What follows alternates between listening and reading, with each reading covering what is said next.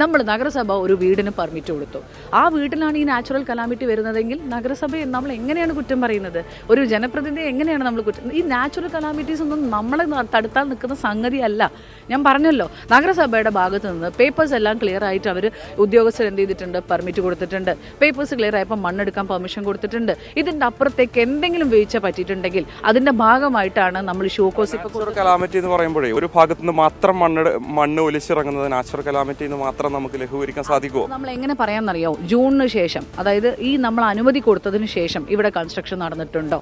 Construction നടന്നിട്ടുണ്ടെങ്കിൽ it's okay. നമ്മൾ പറയുന്നത് പോലെ ഇത് അൺഓതറൈസ്ഡ് ആയിട്ട് ഇവിടെ കൺസ്ട്രക്ഷൻ നടന്നിട്ടുണ്ടോ എന്നുള്ളത് നിങ്ങൾക്ക് അറിയോ?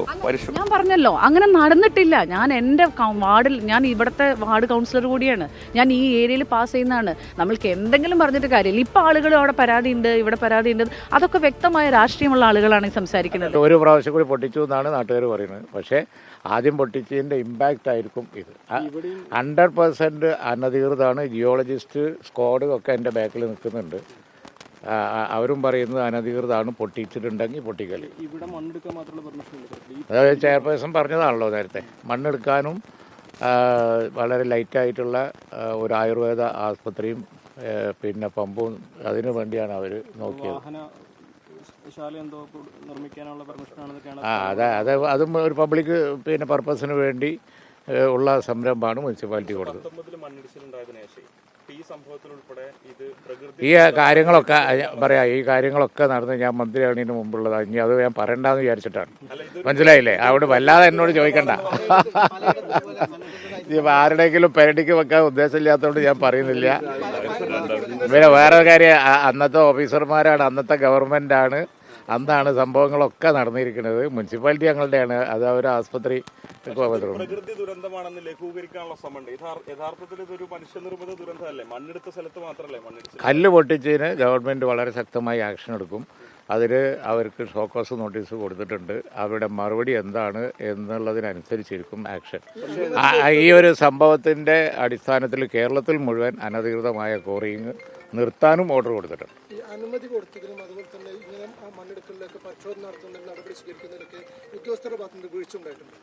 ഈ കാര്യത്തിൽ വീഴ്ച ഉണ്ടായി, എന്താ സംശയം? അതുകൊണ്ടാണല്ലോ ഷോക്കോസ് കൊടുത്തത്. അതുകൊണ്ട് ഷോക്കോസ് കൊടുത്തു. കലക്ടറോ എസ് പിയോ എല്ലാവരും അറിയില്ല. പക്ഷേ ജിയോളജി എൻ്റെ ഡിപ്പാർട്ട്മെൻറ്റാണ്. അവർക്ക് വീഴ്ച പറ്റിയിട്ടുണ്ട്. എൻ്റെ ബാക്കിൽ നിൽക്കുന്നുണ്ട്. അവർക്ക് വീഴ്ച പറ്റുക അവർ നോക്കേണ്ടതല്ലേ. മാത്രമല്ല അവരെ ശ്രദ്ധയിൽ പിന്നെ എൻ്റെ ഡ്യൂട്ടിയിലുണ്ടായിരുന്ന പോലീസ് ഓഫീസർമാരും സ്റ്റാഫും പെടുത്തുകയും ചെയ്തു. എന്നിട്ടും അവർ ആക്ഷൻ എടുത്തിട്ടില്ല. അപ്പോൾ അതിനാണ്, ആ കാരണത്താലാണ് ഷോക്കോസ് കൊടുത്തത്. സംശയമൊന്നും വേണ്ട. സ്ഥലമുടമ എന്താ പറയുന്നത്? സ്ഥലമയോട് ചോദിക്കുക, ആരാന്ന് എനിക്ക് അറിഞ്ഞൂടാ. ഇത് പണ്ടെങ്ങാണ്ട് പിന്നെ തങ്ങളുടെ കുടുംബം വിറ്റുപോയ ഒരു സ്ഥലമാണ്. ആരാണ് സ്ഥലമുടമ എന്നൊന്നും നോക്കേണ്ട കാര്യമില്ല. ആളുകളുടെ, ഈ അയൽവാസികളുടെ ആളുകളുടെ സുരക്ഷിതത്വം മാത്രമേ നോക്കുകയുള്ളൂ. ഇത് തങ്ങളുടെ കുടുംബം വർഷങ്ങൾക്ക് മുമ്പ് വിറ്റുപോയ ഒരു സ്ഥലത്ത് ആരൊക്കെയാണ് ആക്ടിവിറ്റി നടത്തുന്നത് അറിഞ്ഞൂടാ. നിങ്ങൾക്കൊരു ബോധ്യം വരെ, കുറേ ദിവസം പലതും റിപ്പോർട്ട് ചെയ്തതല്ലേ, അവിടെ നിങ്ങൾക്കൊരു ബോധ്യം വന്നോട്ടെ എന്നുള്ളതൊക്കെ കാര്യങ്ങൾ അന്വേഷിച്ച് കണ്ടുപിടിക്കുക. മനസ്സിലായില്ലേ ആരൊക്കെയാണെന്നൊക്കെ? എനിക്കറിഞ്ഞൂടാ. പൊട്ട് കേട്ടപ്പോഴാണ് ഞാൻ അറിഞ്ഞത്. പിന്നെ ഒരു പൊട്ടല്ലേ ഉള്ളൂ. ഇനി അതിൻ്റെ പേരിലൊരു വാണിംഗും കൊടുത്ത് ഒഴിവാക്കിയതായിരുന്നു. ജിയോളജിയിൽ എൻ്റെ സ്റ്റാഫ് എന്നെ വിളിച്ച് പറഞ്ഞതായിരുന്നു. എല്ലാത്തിനും റെക്കോർഡുണ്ട്, അന്വേഷിച്ചാൽ അറിയാം.